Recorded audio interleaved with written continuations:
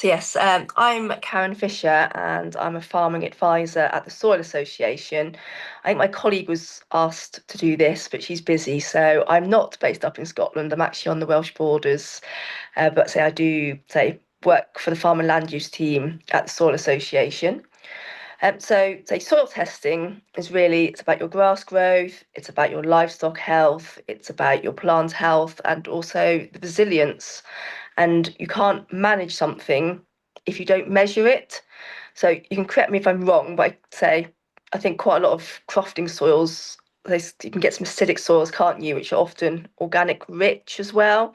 But say it doesn't matter what type of soil you've got, it is say that testing of the soil, that analysis, be it via something that you send off to a lab or by eye in the field yourself. It just gives you that baseline to start from. And so it's an aid for grazing management. It helps control your feed costs if you have got livestock, and builds on that climate resilience, especially with the weathers and extremes that we are now getting. So you can use it as a decision-making tool. And it's also about understanding kind of like the life underground in your fields. But see, soil is a living organism. You've got your bacteria that helps break down nutrients, and then you've got fungi as well, which kind of build up stable soil structure and carbon in the soil. So if you think of fungi as the builders and bacteria as the cooks, so you need things like deep roots to feed those microbes at different lengths, ideally throughout the year.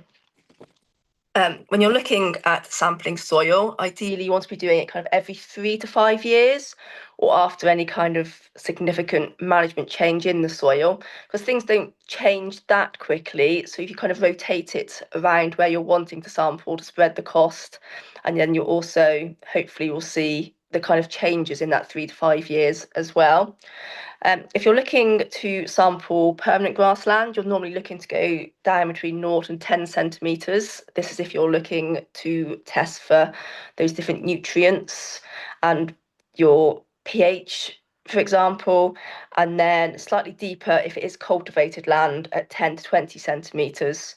There's also, it depends on what you're looking for, but if you're particularly looking at carbon for some particular reason, the kind of best practice guidelines is currently 30 centimetres for that. But again, it very much depends on how deep your soil is and if you can actually get that down that deep, but it's not always that easy practically.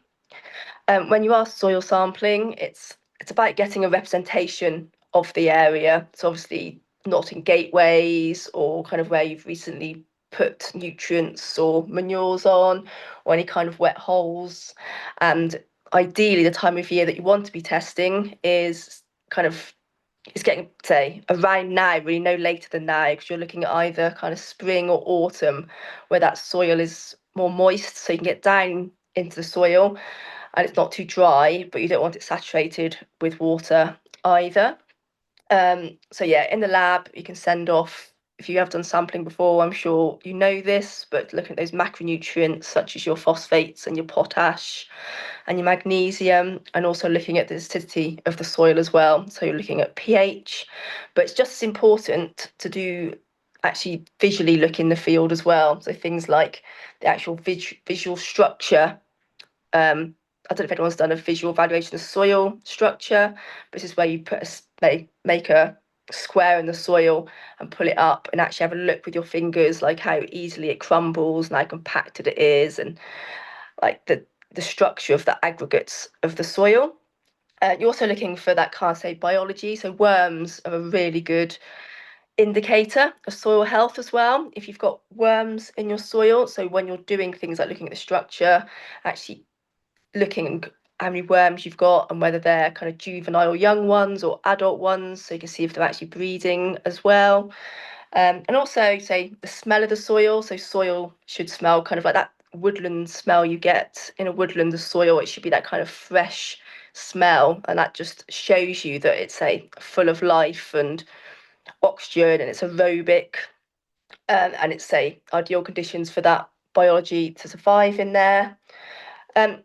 So if you have got acidic soil, if you are grazing it, for example, even if you're just growing in it, things like if the acidity, if it's, not at the ideal, that can do things like suppress clover. Obviously, the clover fixes nitrogen for you, so you don't have to put buy so much nitrogen in if you're using clover. So if the pH isn't right, then the clover isn't going to thrive as well. If the pH is off balance, that can also potentially lock up some of those nutrients which the plants need and the animal needs in that soil as well. So doing simple things like baselining your pH helps that soil just become healthier and more available for whatever you're utilizing it for.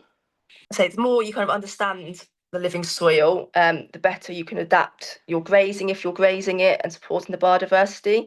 So if you do like fertility mapping of the field, so you know where your phosphates are higher or lower and your nitrogen example, you can then potentially kind of increase your stocking rate potentially on those areas that are slightly higher and reduce it in others.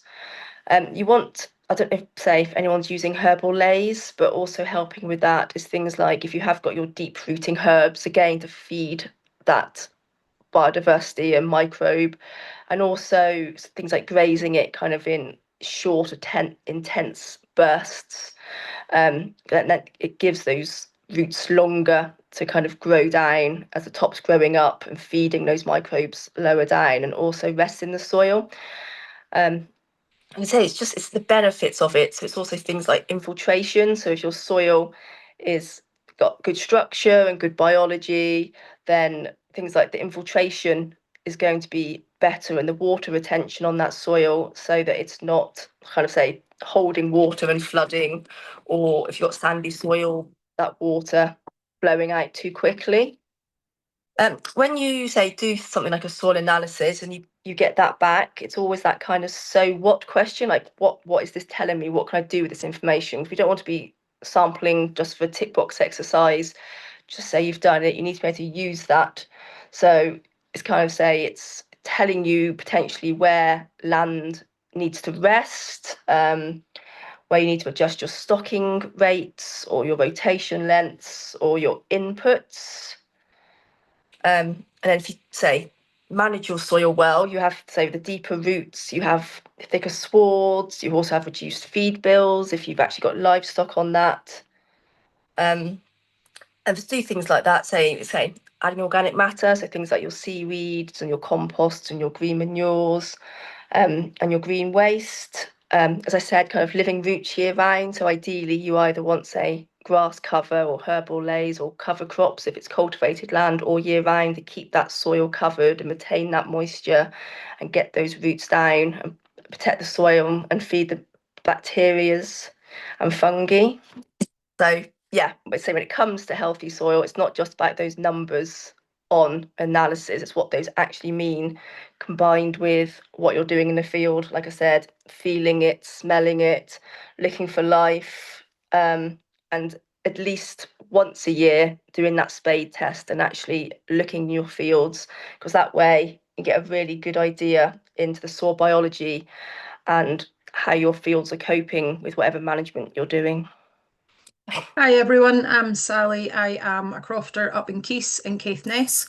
We're quite lucky up here in that we have really good ground. We're on Region 1 ground here. I've got 65 acres and I think I've got about quarter an acre of Region 2. I've no Region 3 at all, so we're all quite productive, quite healthy soil, which I know will be different to a lot of people has. I've been doing soil sampling for the last couple of years, mainly through the preparing for sustainable farming because I got paid to do it and it was an option that I wanted to do. Um, I moved to regenerative agriculture or lower input agriculture, however you want to call it. I don't know what I would call it, what I do here just now. About 12 or 13 years ago, I stopped using fertilizer. I've stopped using sprays. Initially, it was because basically I was broke and I couldn't afford to pay for fertilizer. And within a couple of years of not using it, and my stock numbers had dropped quite dramatically for a while through ill health as well. And after a couple of years, I started noticing what was happening in the soil. There was new species coming through out of the plant, out of the seed bank. And then I changed my breeds of cattle and sheep as well, and I noticed that they were doing better on the ground that I've got here. So basically, when I started doing the soil sampling, was I wanted to get a kind of base note of where I was. I'd taken on 25 acres of new grazing that had been conventionally farmed. It had been reseeded about 6 years before I got it, and it was beautiful. First couple of years, it was a beautiful, thick, massive crop that he took silage off of. Within 2 years, the Dawkins had come back through because they disturbed the soil, and basically he had a 20 acres park full of Dawkins, and that was it. Nothing else. He sprayed it out, killed all the clover. The guy that was renting it, his wife basically told him to stop renting so far away. And I got up, and it's right next door to me. So I was wanting to get a baseline of where that was and compare it to what the rest of my fields were. Now, I had fully intended sharing my soil sample results with you all tonight. I'd done last year and I'd done it 2 years. I didn't get the year before done. No, this year and 2023. I didn't get 2024 done because I was a bit busy. Unfortunately, I've filed them somewhere really safely, and I have a fair feeling they're in the loft. When I tidied my office, I had a massive purge and I just chucked it all into the loft, so I can't find it tonight. What I do know is our soil here is all running around about pH 6, 6.2. I don't use lime. I have used Orkney sand because I'm obviously in Caithness right beside Orkney, so you can get Orkney sand, which is quite high in calcium, quite high in phosphate. It's a slow release because it's shell sand basically, so it's something that's local, it's natural. 2 years ago, or 3 years ago now, I was able to get harbour sand when they dredged Wick Harbour, and it was, I think it came in at like £10 a tonne. So I got 2 lorry loads delivered and I slapped that all over my silage fields, and I wanted to see if that had made any difference.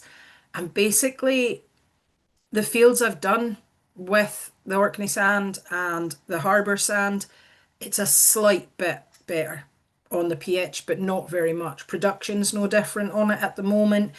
Where we're at, where, as I say, Caithness is quite a fertile, quite good area. You know, we're not on acidic soil, so it's not something we maybe needed to do so much of. I know that a lot of you maybe be on, I know Cheryl when she speaks will be, is a totally different type of croft than I'm on here. At the moment, my thoughts on doing soil sampling, it's not changing any of the management that I'm doing here. I do rotational grazing, but as Karen said, changes can take, 4, 5, 6, 7 years before they start to show up. So what I'm sort of trying to do is 20% of the croft every year.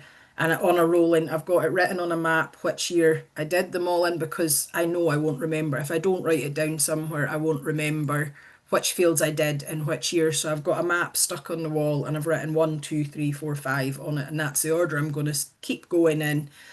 So hopefully in 4 or 5 years, I might start to see slight difference in some of it. We're quite low in phosphorus here in Caithness, but then I think that's quite common across all the board in Caithness. It's not, I'm not different to anybody else. My organic matter was really quite high. We're sitting around about 8 to 12% on most of them. Some of them are quite higher. The fields that I took on was interesting. They're a lot lower. The fields that I took on, the conventionally grazed ones, they were only sitting around about 5 to 6%. So again, we do quite hard rotational grazing on it, and I do it throughout the year now as well. It's not just in summer that I'm doing it. It's not as tight rotational grazing that I do in winter. It's sort of more, they're on a bigger field for a couple of weeks. But it will be interesting to come back to it in 5 years' time to see if there is a difference in that organic matter. So it's the Farm Bio Scotland app. Um, and it's just my dog making noises in the background there. And here's where I'm sitting just now on that wee blue dot. The app lets you do habitat assessments. Obviously, your habitat is dependent on what type of soil you've got. This is my wee croft at Portalong. It's 5 hectares in size, and it's pretty much all peat. The area with the kind of orange and white hatching is region 1, and then the rest of it in the purple there is region 3, with the little bit towards the river as just riparian woodland. I've got another croft down at Einert. It's the one I'll show the soil sample for. It's quite a bit bigger, but it's mostly hillside. It's about 500 acres, 186 hectares, and I've just got some pictures of the type of land there.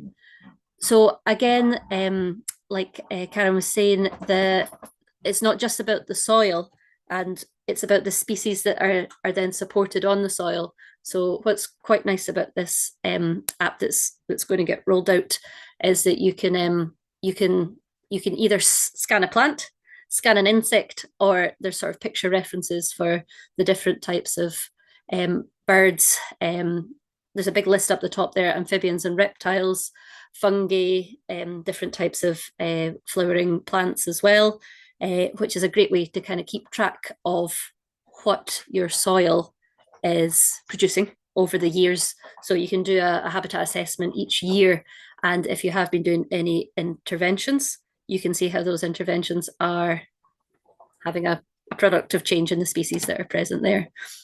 So I took a soil sample last year. I've not yet done my one for this year, but I'll get round to it.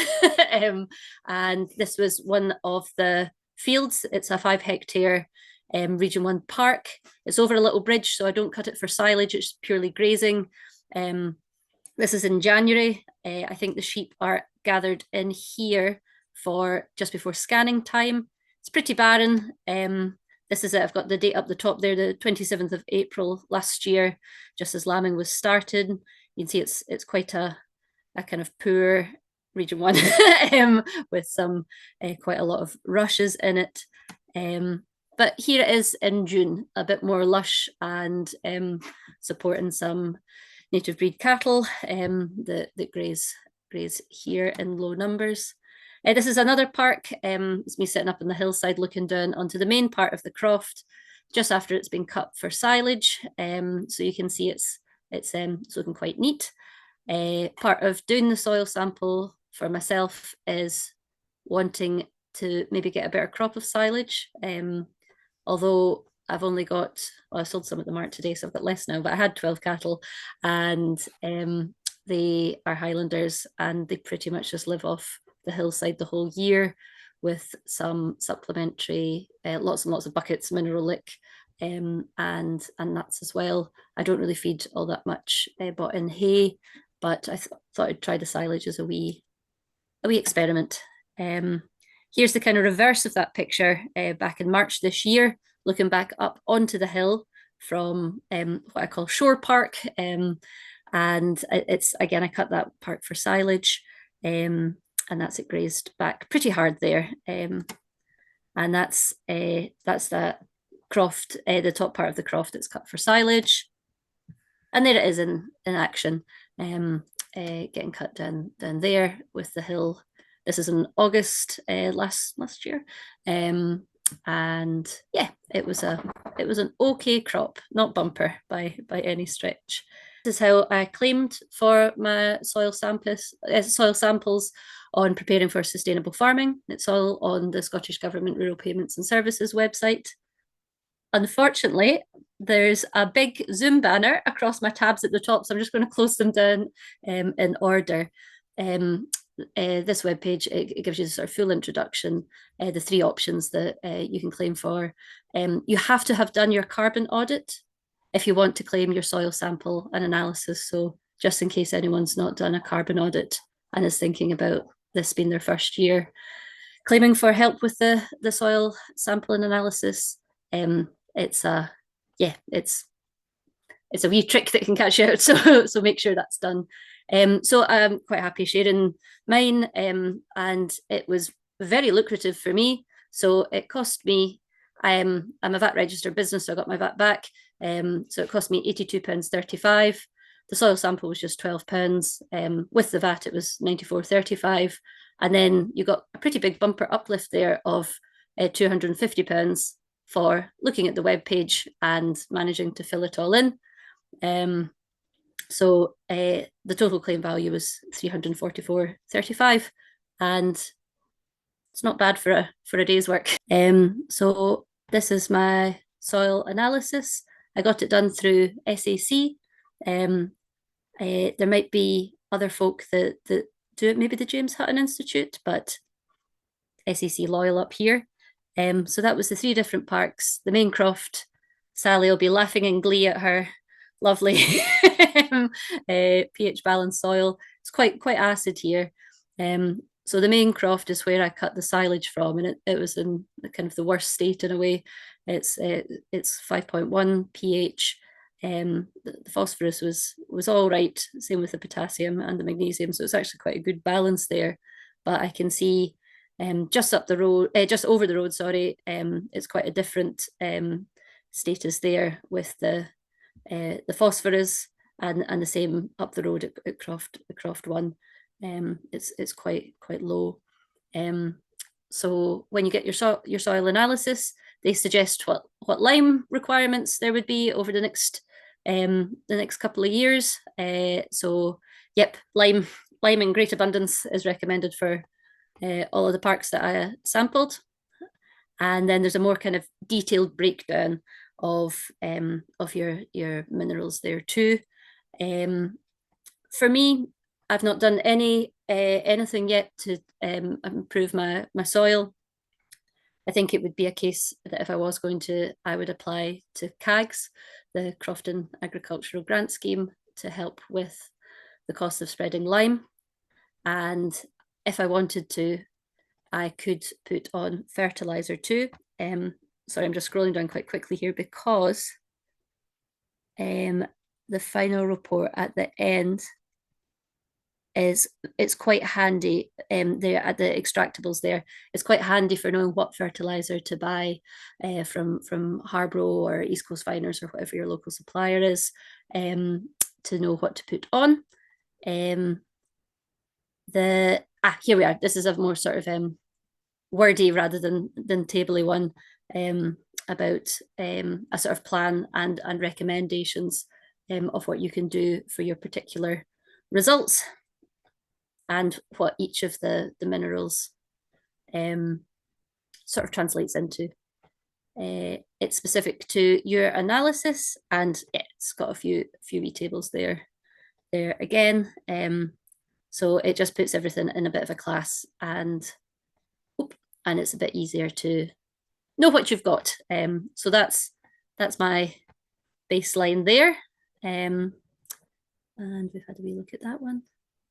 And then, yep, when it comes to claiming, if you just make sure that you've asked for the right thing from SEC if you're using them. So it's the soil sampling analysis and analysed for the pK and the pH with the carbon as well. So that's what to ask for, and yeah, that's everything there. I'm sure there'll be some questions as well, so I'll leave these tabs up if they would be handy again. Thank you very much. So this is Kate, and she's near Pouliou.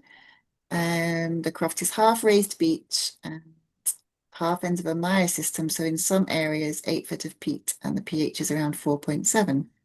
The blueberries love it. And that area doesn't need lime or fertilizer. Beside Loch Ewe, try to find time to collect seaweed to improve soil structure. High rainfall on acidic soil causes boron deficiency. The main crop is daffodils, and the boron deficiency causes stunted perianth segments, petals, and a green cast of the flowers. It can cause browning in brassicas and hollow cavities in tatties. They do lime and apply Vitax Q4, which contains boron. We also used rock dust and bone meal. For good daff flowers, trace elements are essential. Oh, that wasn't a question. It's just for information for anyone who is struggling with a boron deficiency. Suggestions as to what you can do to improve that. So quite a mixture of seaweed, lime, Vitax Q4, rock dust, bone meal. I guess that's quite specific to certain crops. It was just to say that actually on acid soils in high rainfall areas, then boron deficiency is really, really, really common from Argyll to the Northwest Highlands where we are. Boron deficiency is can be quite an issue. But I also came across it way down in Scotland in the Isles of Scilly as well. So boron, I just think that boron is an element that maybe crofters should consider. If it can be part of the soil analysis, I think it might be really, really helpful because it's very widespread and it will cause in a Brussels sprout, if you grow Brussels sprouts and you get brown staining in the buttons, that is likely to be boron deficiency. So it's not, I mean, obviously we have a niche product and clearly daffodils are a bit of a strange thing to have on a croft. So we know the specific problems with daffodils, but you also get these hollow cavities in tatties. It's quite a widespread problem in areas where you have high rainfall on low pH soils that are very peaty. So it was just a thing to put out there that I think boron, it was just a shout out that if you can afford it, boron might be an element that is worth having checked out. That was all really. I was just hoping it might help some people. I don't know whether Karen could say whether that is that part of a regular test that you would test for boron. No. So it's normally an add-on to look at kind of nutrients on top, and sometimes it's worth, depending on the crop, you can sometimes obviously do a soil analysis, or you can also do a tissue analysis to actually see in the crop itself what is being taken up. So you can send off a tissue analysis, but obviously I don't think that would be I'm not sure if that'd be covered under any scheme in Scotland, but potentially doing the both, so you can see what's in the soil and then actually what's available for the plants to be taken up as well. Callum is asking, which I think you alluded to, Cheryl, whether you can get help to spread lime through cags. Yeah, it's quite kind of specific, Callum. It's under eligible item number 3, and I'll read out the title. It's investment in land management, including the initial grassland improvement works for the restoration of degraded land and the control of bracken.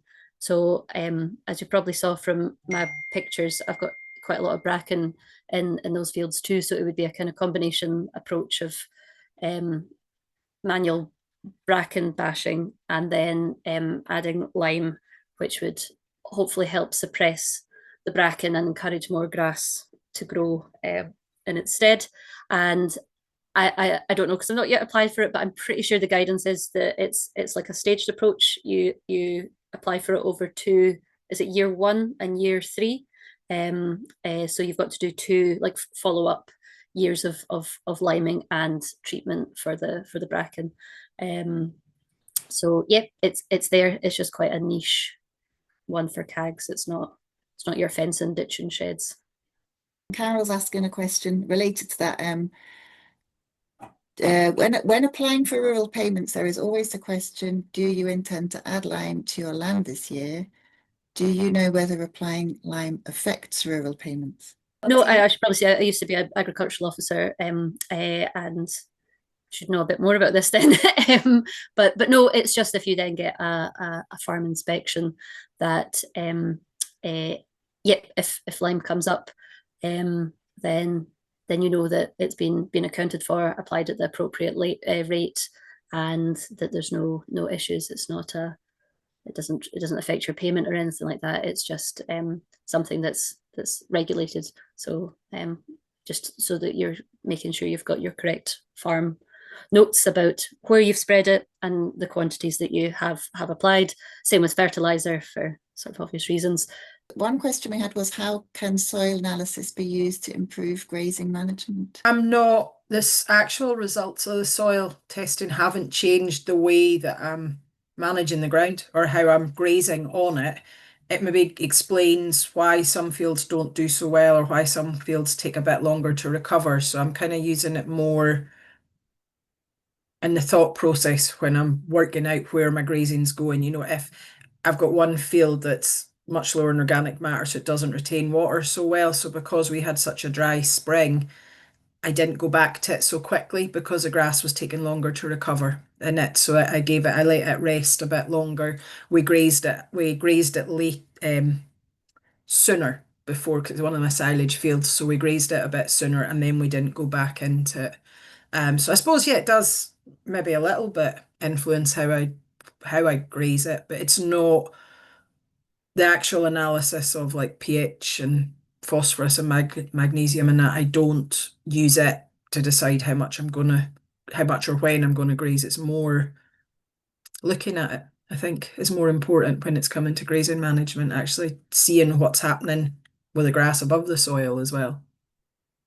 The same for me, and maybe in a few years' time, if we're having a similar discussion, if I'm cutting for silage, can talk about how maybe things have changed there in terms of yield and ME, the sort of available energy from the silage, because you can get your silage tested. They take like a big core out of the bale and tell you what nutrients have actually transferred from the soil through the grass into your feed.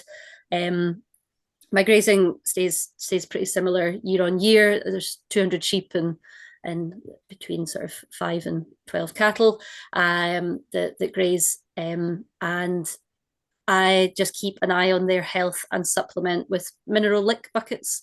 So another marker for me is if I do the liming, if I do ever put on fertilizer, it might mean that my cost of what I'll spend on mineral lick might go down, but the actual cost of doing the liming just now is just it's too much, too big a project for me at the moment. And it's great knowing my sort of soil analysis, but in some ways it's not that useful because I'm not really in a position to do anything about it at the present time.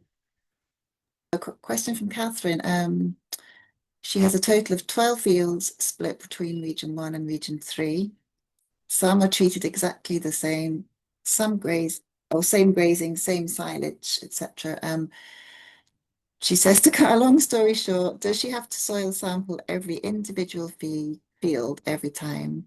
Or can I choose where I sample? Basically, if you're doing it through the Preparing for Sustainable Farming and getting paid to do it at the moment, which we still are for this year, you'll get paid to do 20% of your Region 1 fields.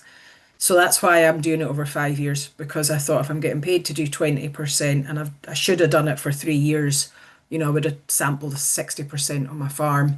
I've done 2 years, but they recommend trying to leave, like Karen said earlier, leave about 5 years between samples.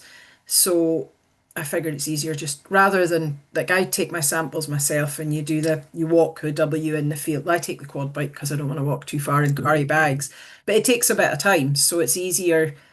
I didn't want to go and do the whole lot in one hit, basically. So I'm just doing so many fields each year. As I say, I've got it written down on a map so I can remember what order I did them in so that it's 5 years when I come back to them. You don't have to do all your fields. I mean, you don't have to do any soil sampling if you don't want to. I think the ones that are better are the ones that you maybe think you've got a problem with that you can maybe do something about. Like Cheryl said, there's no point in fighting nature a bit. Maybe if your ground's really, really acidic, no matter how much lime you slap on it, you're not going to keep your pH up. You're going to be fighting it forever. So it's maybe about getting the best out of the soil type that you've got. If you notice you've got 1 or 2 fields that are struggling a bit compared to other ones, they're maybe the better ones to have a look at. You'd get the most value out of doing them, I think. Chris has got a comment on he was offered machine crushed scallop shells to spread. He's up in Shetland. He's not done soil sampling yet, but he's hoping that the scallop shells will help with the grass quality for his use. He was told it's not as strong as lime, but lasts longer. I guess it's maybe slower release than lime additive. I think that would be similar to the Orkney shell sand that I use, because the shell sand is basically just, there's maybe bits more rock than just pure scallop shells. It's a slower release because it takes a bit longer to break down. One thing I've found it doesn't just help the pH of the soil, but also helps the soil structure because you're adding little it's not as fine as, it's not going to all wash in. Basically, it's adding a bit of grit, so you're maybe getting a bit more air around it, so you're getting air bubbles that's letting the bacteria do their thing. That's, I can't remember the word that it's meant to do and about it all. They kind of, it was what was traditionally used here and in Orkney for a long time, I think, was the shell sand off of beaches nearby, but it's been banned a lot to use it. So I haven't had any, any experience with just scallop shells. It was ton bags. I think it was like £10 a bag or 10 to £30 for a ton bag. Jeez. So I think it was more the price of it was more reasonable than lime. Mhm. Using that, and we thought we'd give it a go. I'm going to spread it, I think, next year. We've got a truckload of stuff, but I'm going to do soil sample and see what actually needs it. Mhm. But I've never used it, and I actually don't know anyone that has used it because they just started doing it, selling it up here. It's interesting. As I say, it sounds quite similar to Orkney sand, so maybe see if you can get on to somebody in Orkney that might know more about it. I don't know. It's well, they sell it straight from QA Fish, like the scallop factory. It's a side thing. They just crush it and sell it to local crafters. Right. It's quite handy. It's using what's in your local environment. I mean, it's, if you can get something, the way I look at it is if you can get something locally cheap that's going to do, okay, you might need a little bit more of it, but it's not going to do any harm to your soil. Yeah, even a bit more. It's going to be a fraction of the price of lime. Yeah. Yeah. I don't know, maybe Karen might know more about that or not. I don't know much about it, but Yeah, so I've never come across anyone that's used that before, but I imagine it's a bit like there's quite a few different products that are added to soil for liming effect, isn't it? So, like, say the response of it might not be quite as quick, like you say, as lime, but I say I can't see any issue with it if it does say does kind of alter the pH for you and it's not shown to have any damaging effects of it. I can't see why it wouldn't be a benefit. Like you say, the closer you can actually get something to where your land is, the better than export, like getting the logistics all over the country. So Yeah, I'm not sure about that. So if you need any kind of like permits or anything for it or deployments, I don't know much about it, or can you just put it on without any? I'm not actually sure. I don't know if you do. It's before I know my neighbor did it a few years ago and it didn't work too well, but that was just crushed, so it was still quite big lumps of it. Okay. But the factory now they make it, it's almost powderized, like the same consistency as lime. Yeah, it'd be definitely interesting to baseline beforehand and then afterwards and see if you can Yeah. actually see any difference in the results. Because you can actually buy kits to actually test pH in the field yourself as well, rather than sending it off. There is actually like source sampling. So if you want to just test more areas with that, that is a possibility as well. Yeah. All right, thank you. Let me know, I'm interested now. Somebody from South Harris, does this peat change much between crofts in this area? So I think he's maybe recently bought crofts in this area. Is there a realistic change of markedly improving it? He has access to large quantities of seaweed. Is that a positive addition? I think Richard, you're on the call, aren't you? Your question about the soil in South Harris is whether seaweed can help with, is that with the acidity of the peat or is there anything else? I'm here, yes. Yes, you are. A general question to see. We are new, very well perceived. We're sort of looking at what we can do with, as everybody's said on this call so far, with minimum cost. I've got quite a lot of seaweed available. And I was told that it was generally very good, as you were saying, with the scallop shells, that it's quite good for adding bulk to the soil and improving it. So I just wondered whether that was a general thing, that everybody would love to put seaweed on their land or not, whether there's some restrictions. So it's just a general question. I would just say, I mean, obviously the boron issue, and Richard might have the same one. Obviously, I don't know for livestock. It was really just for crops. For plants, that was from my perspective. As far as seaweed's concerned, yes, I'm a great fan of seaweed. It's always said that it's most effective.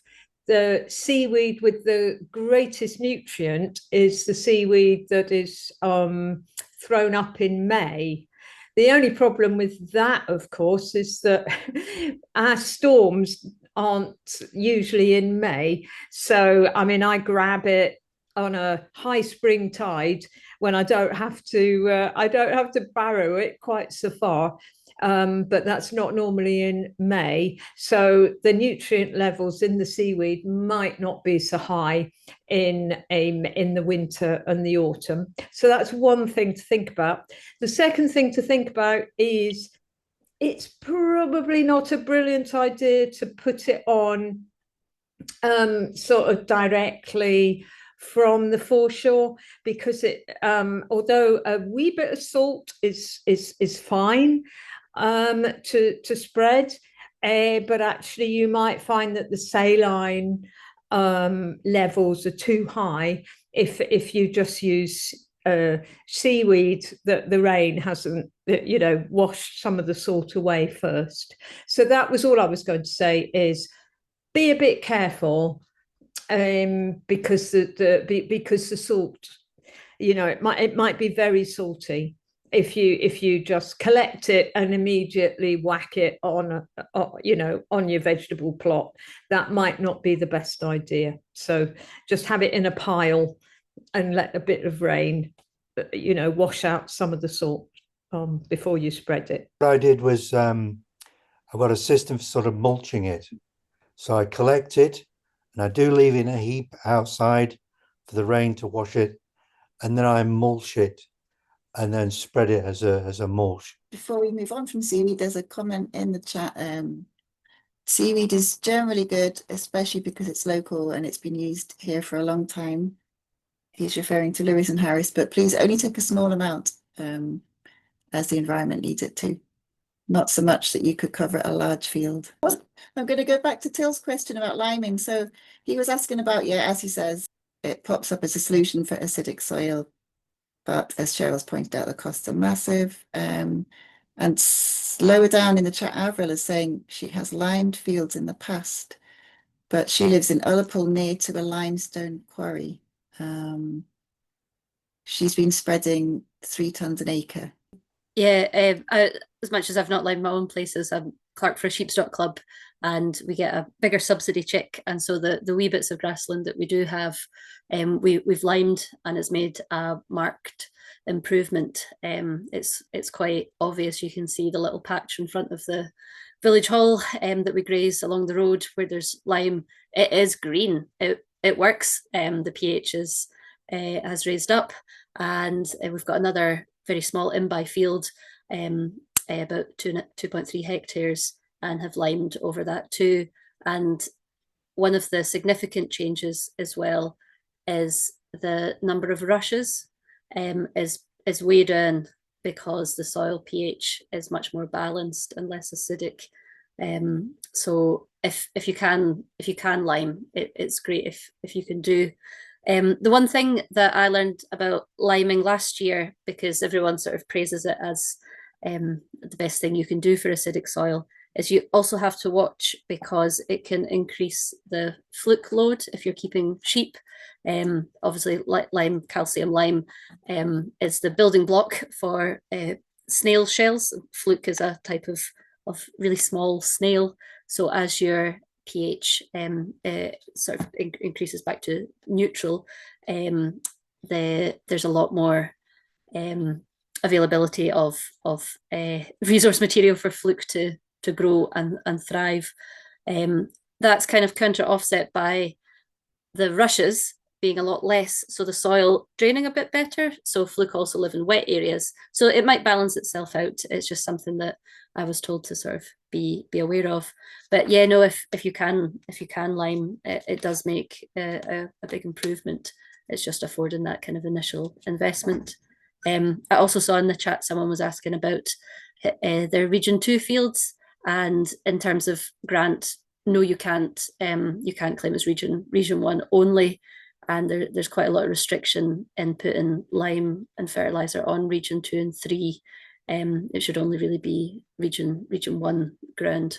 The other thing about liming is, as you raise your pH, I think it's every point of pH that you raise, your fertilize their utilization of the fertilizer that you put on gets higher.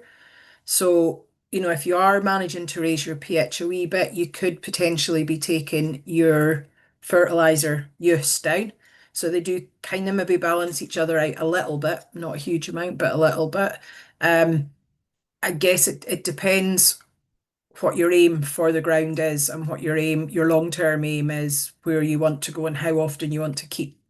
If you have to keep doing it, drainage can come in as useful as well with it if it's a really wet area.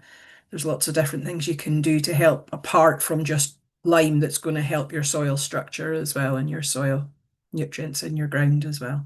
But I think the one thing to remember is that as your pH raises, the percentage of the fertilizer that's utilized is raised. Is that right, Karen?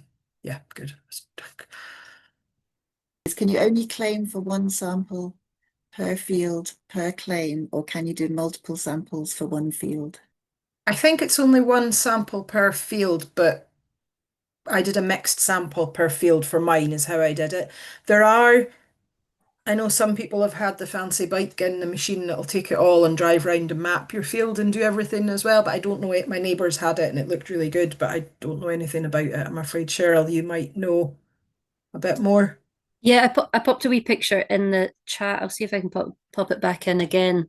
And yes, so if you can see the chat there, that's me doing my W's. They don't necessarily have to be W in shape, but I took a sort of vague pattern like that, walking in a zigzag. And it's one field, but I took 10 different samples. So every time there's a change in direction in the field, I'd like dug my spade in, took a sample, put it in a bag, and then in the same bag I had 10 different samples that then I shook all up. Took it to the lab, they mixed it further, and then it gives you a kind of representative sample for the whole field. Obviously, if you've got that's quite a uniform field. The croft I've got here, it goes from brilliant grassland to then species rich to then a wetland to then deep peat and then cut peat and then bog and then forest, all within the space of 100 meters. Then there's going to have to be a bit more kind of, there's no point doing a mixed sample of that if you've got so many different habitats in the one field. So it's more, I would say, on a habitat basis. So if you've got a field with an area of grass that you're looking to improve, only take samples from that area that you would then be doing a kind of modification on. Or you can split it into, I'm not too sure if you can do 2 claims per field. So I can't answer that exact part of the question. But if you are doing a claim for the field and it's vastly different, habitats, only focus on the one you're wanting to address. Doesn't too much lime cause scab on potatoes if it's overused? In the days when you could do liming before you had to record it all, was that if you put too much lime on, it just caused scab, but it could also be the weather. And that's what we live right in the coast, and half of the croft is sand and stone. So in terms of organic matter, when is the best time to add manure, or have people tried green manures? Because if we dig it too deep, it'll probably destabilize it and it's eroding already. So I just wonder if anyone else is in a similar situation and what they've done about it. Oh, it's all a grazing approach that I take. So it's permanent grassland. I don't ever put down a crop, although they call silage a crop. It's just there's no tillage at all. So I put the sheep's wool around the borders where I'm trying to establish some trees, but that's not really that much. If I had access to seaweeds, yes, I would definitely, like Richard's saying, take some and put it on. But again, it's just been quite small scale stuff to improve some hedgerows that I've planted, not in a whole field approach because I've not got the machinery to do that. And yeah, the soil's never bare to establish a green manure to crush in. I used dung, and I got a load of horse dung recently. My aunt, she's got about 20 something Shetland ponies and needed her midden removed, so I very kindly offered to host it here for her, and I've put it on the field that I'm having a bit of difficulty with. Slapped it on there. We did it 3 days ago because I'd grazed it bare. it was like dust. I mean, it was just pure compost we put on. It was beautiful, beautiful stuff. I'd imagine with the rain tonight, it'll be washed in already, you know. So I don't think there's any real right or wrong time to put dung on, although they say, you know, don't put it on too late in the winter because it'll just get washed in. The nutrients will get washed out. Spring's probably better when it's growing better, but you're probably needing the grass then. I think if you're trying to establish and trying to get a bit more organic matter in, I don't think there would really be the best time to do it is when you can do it. You know, I wouldn't get too hung up on when you can do it. Green crops, I mean, there's things you can do. You can stitch in if it's bare, get somebody in with like a guttler or something and maybe stitch in without, you could graze it hard and put something in, and then I know they go on, I read a lot about like regenerative agriculture and they talk about crimping it in and rolling crops in. Um, Feet on the ground and rotational grazing is one of the good ways if you've got stock, because you're concentrating the dung and the urine in one small area and then you're moving and moving. We were down to like 2 day moves here at one point, but we've stretched out to 3 day moves. Works better for us rather than 2 day moves. I'm using Gallagher fencing and solar panels. And I just set up. I know they say you should maybe move it, but what I do is I set up at the start of spring, roughly where we're going to move each area. If a field gets away from us, I can split it in the middle. And it's definitely improved. I would say it's improving the soil structure as well, doing the rotational grazing and just having, we run cattle and sheep together, so it can be what did we have, 50 ewes and 80 odd lambs, and then 9 cows and two lots of 2-year-olds and yearlings and calves with it. So there's probably about 30 odd cattle in it as well. We had them on maybe 2 acres for 2 days or 3 days and just keep them shifting on and come back to good rest periods and then come back to it as well. So That's really helpful because it's the shore side that's mainly sand, the other side's more fertile. So it's the shore side that's sort of sand and you know, nearest where the tide comes in, it's less stable. So I need to desperately do something. So splitting the croft in half would probably help me do a better job. Thanks very much. okay. Alan's asking, Sally, you mentioned change the livestock you kept. I had Texel sheep for a long, long time, 25, 30 odd years. Absolutely loved them when they first came in. Still love them, but hated the vet's bill and the feed bill because the way we were doing pedigree, so we were showing at the Highland Show, we were selling at Lanark and Thainstone and stuff. In February, my vet was on speed dial basically, and my feed merchant was on speed dial, and I don't like the way the breed's gone, so I've changed to Helchiviets. Just nice, simple. They suit the area, you know. The cattle I had Limousin and Belgian Blue Crosses for showing, for show calves, and had some success. I got a couple of champions, a couple of reserve champions, and I used to enjoy that side of things. Again, vet was on speed dial, and some of the cows I felt like we should have put a zip up the side for the sections they were having, and I just didn't like the way we were going. So I've moved to Irish Moyles just because they're really pretty, and I just think and they taste amazing. And I found the difference. I've found they're designed for this kind of environment. They're designed for colder weather. They're designed for rougher kind of grass. Although we've got good mixed pasture, it's all old pasture. The native breeds still tend to have the bigger gut that can digest the rougher forage better. They're not needing such lush grass. In fact, if I put my moilies onto too lush grass, it just shoots straight out the other end again. So they do prefer the rougher stuff. So I would say it has made a difference, maybe not to my soil, but to my happiness, and the profitability of the croft, because I've less inputs. I'm nearly 100% pasture based here now. The only ones that aren't, I've got some blue face Leicesters, but we just don't talk about them. They're my pets. They'll be going very soon because they're so soft. I love them, but they're not suited to Caithness in any shape or form. So I think looking at having a stock that suits your ground is a good one to start with. You know, there's no point trying to raise, I don't know, Charolais sheep, pure Charolais sheep in Caithness, because they're going to struggle, and they're, no matter what type of ground you've got them on, they're going to struggle. But something like Galloway cattle, Highland cattle, Irish Moyles, they're the ideal crofters cattle, and I'm determined to convert loads of folk because they're beautiful. They're perfect. They're perfect. Shetland cattle, anything like that. They're ideal. The medium-sized, kind of not so heavy on the ground. They're not cutting it up so much. They're not bogging it up so much. They're, and as I say, they're designed for eating the kind of rougher forage. So it's maybe working with what we have rather than against what we have, because we can't, as I said before, we can't really, if you're on acidic peat soil, you're never going to turn that into sandy loams type of thing. So it's working with what you have rather than against it.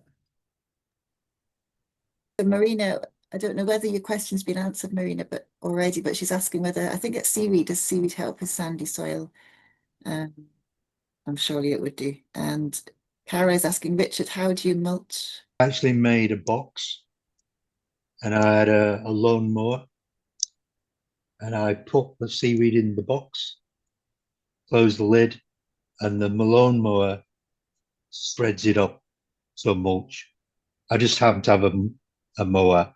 I didn't want to pay £400 for a machine to do it. I just had an old lawnmower. So I just run the lawnmower backwards and forwards in the box to keep it all in from being spread everywhere. And it just chops it all up. I come out and I grab it with my gloves, put it in the bag and go and spread it. I'm not going to change the environment, use too much, because I haven't got the energy. I haven't got the machinery that somebody else was saying. I just do it myself. So I'll go and collect the seaweed, put it in the box, chop it up with the machine, leave it out in the rain to rinse, and then spread it as best I can. I've been pretty, where I've planted something, I've usually put it around the thing I've planted, along with bone meal. And they seem to have done, I planted about 1,000 trees, and I seem to have about 90% success rate, which I think is quite good. I've seen some people with same amount of trees planted and only 3 trees. So I think that's a success, but that's how I mulch it. A lawnmower in a box, run it up and down in the box, finish. As we comment from Karen advocating the use of seaweed in the chat, it's a useful natural biostimulant, can feed fungi and boosts particularly micronutrients. So Neil's put a question in the chat about mycorrhizae. This is going to test me reading it out, I think. Karen, have you explored mycorrhizae, e.g.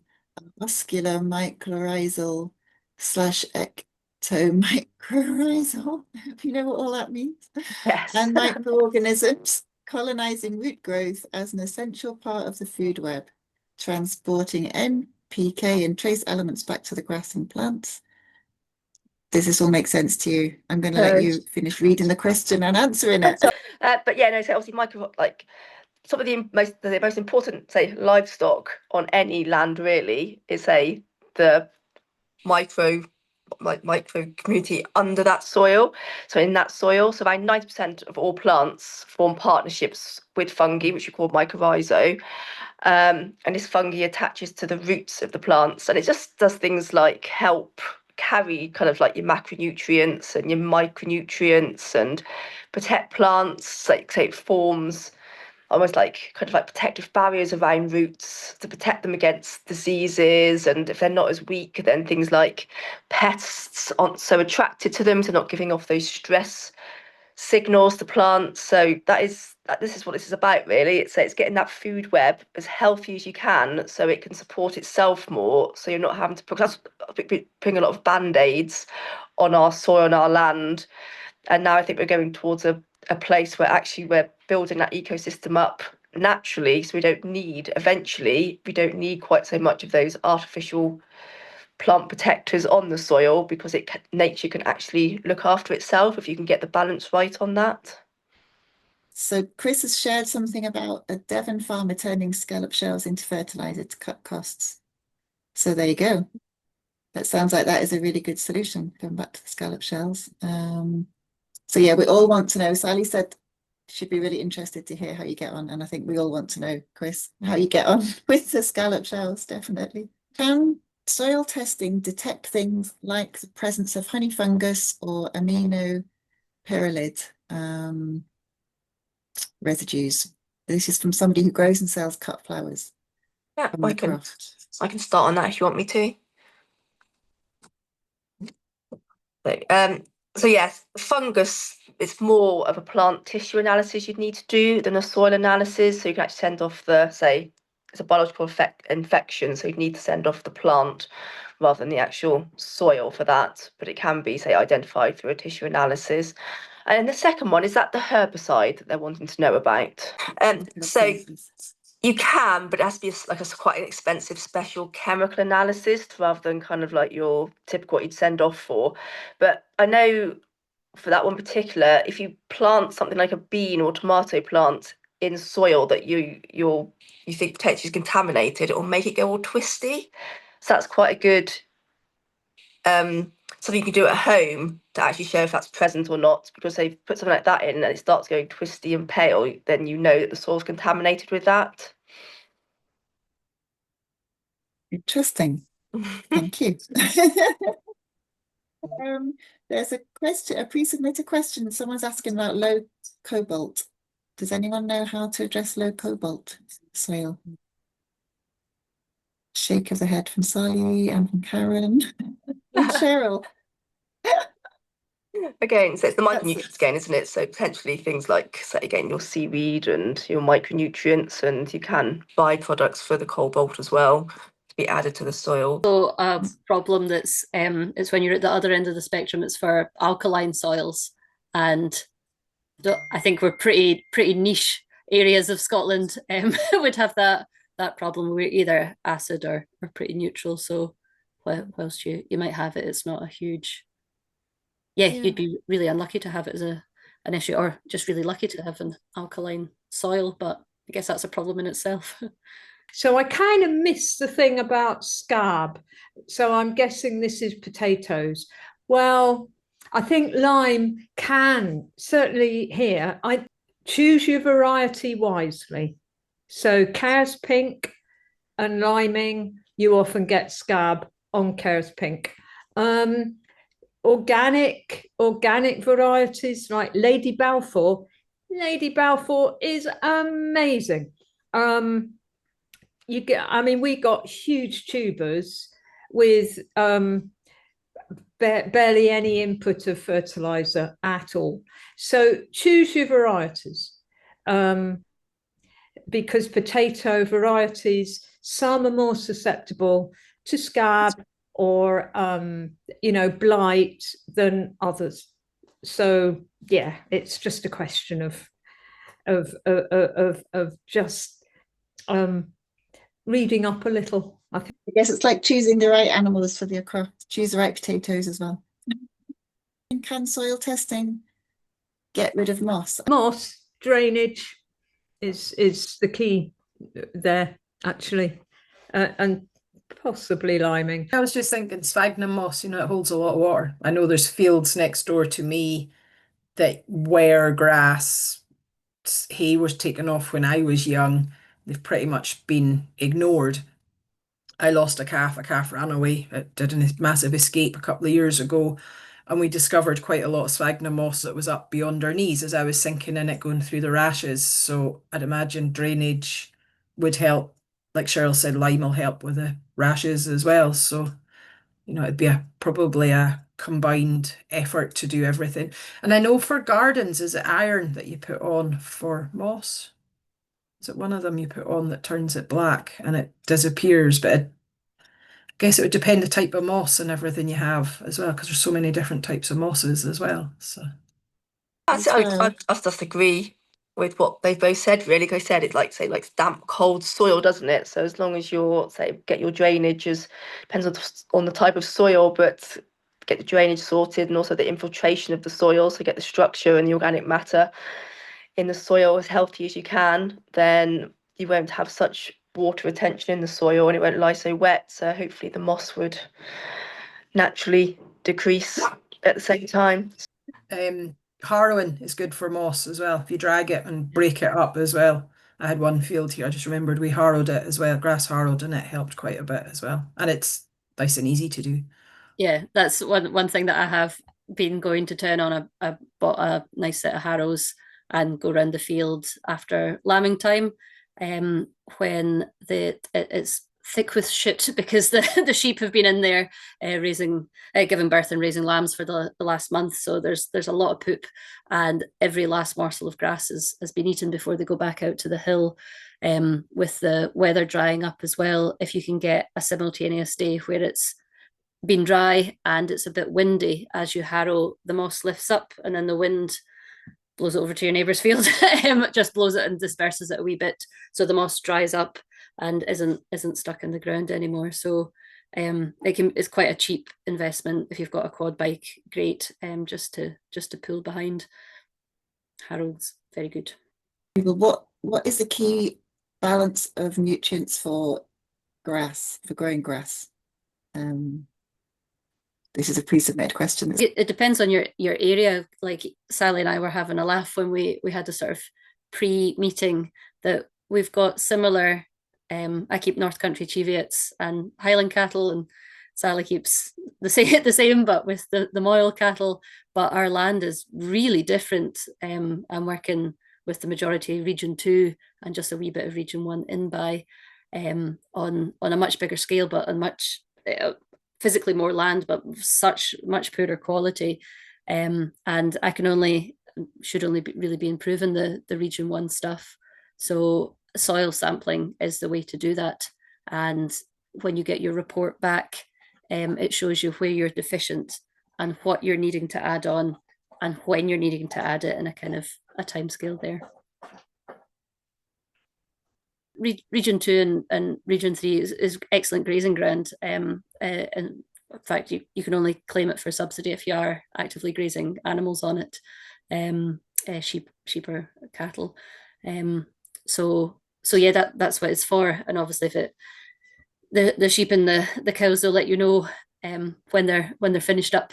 You've just got to keep a good monitor on their health and make sure that there's enough forage for them to keep them in good shape. I suppose I was just going to reiterate kind of what I said at the beginning, really, because I said about the kind of like sort of food web and keeping that healthy, and say how you do that. Say, like I said at the beginning, really, it's that keeping those living roots in, avoiding overdoing kind of bag fertilizer as much as you can, and fungicides, trying to minimise tillage, and also I'm always learning stuff, even 20 years of work doing this kind of work. And I went to the agroforestry show the other week and I learned how to make compost more fungi dominant. And that's really interesting. So you're actually putting more fungi in if that's what you need to be able to, say, help feed that soil web and help those symbiotic relationships. Great mycorrhizae, a developing area, but the big question is, can you use natural processes? This is a very good question, to tackle bracken and rashes, apart from or along with very hard grazing. I think that's the subject of a webinar all in itself, how to tackle bracken and rashes. But Yes. I don't know. It's possible to do that. Yeah. So all I know of is, say, things like pigs and goats. I don't know about any natural processes.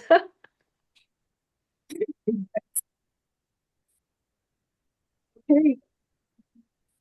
I think we'll leave it at that. Thank you very much to Karen, Sally, and Cheryl. Thank you very much.